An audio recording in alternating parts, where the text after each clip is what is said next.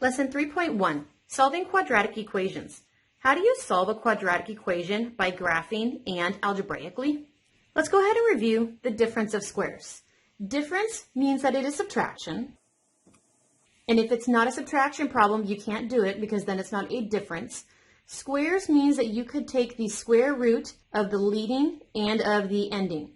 So if it's a subtraction problem and you can take the square root of both the front and the back, you can do the difference of squares. So I see that this is a subtraction problem. Can I take the square root of the front and can I take the square root of the back? The square root of x squared is x. The square root of 4 is 2. Because it is subtraction and I can square root both sides, that means the difference of squares tells me that I can set it up just like this. 1 plus 1 minus. The square root of x squared was x, so the leadings are both x's. The square root of 4 was 2, so the backs are both 2's. This is the difference of squares.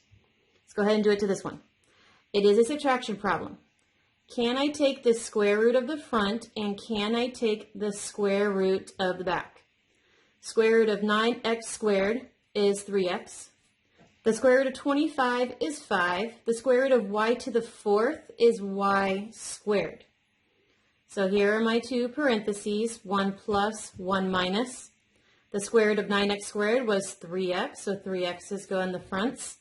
The square root of 25y to the 4th is 5y squared. And you just square root of that. Last one. It is a subtraction problem. Can I take the square root of 72r to the 6th? And can I take the square root of 2s squared? I can take the square root of r to the 6th.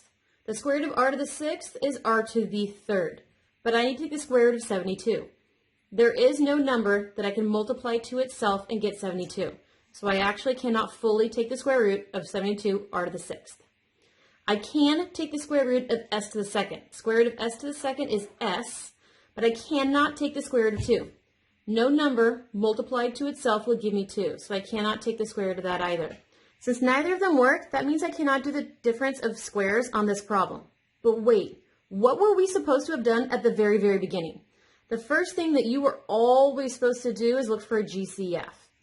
Let's see if taking out a GCF would have made this possible. 72 and 2. Both of these can be divided by 2. There is no variable GCF in common. If I factor a 2 out of this, I have 2 times 72 divided by the 2 gave me 36. So this is 36r to the 6th minus 2s to the 2nd divided by 2 is just s squared. Can I do the difference of squares to this parenthesis? If I can, the 2 is going to stay there, and then I just need to do this. Let's see if we can find the difference of squares for this parenthesis. Can I take the square root of 36r to the 6th? And can I take the square root of s squared?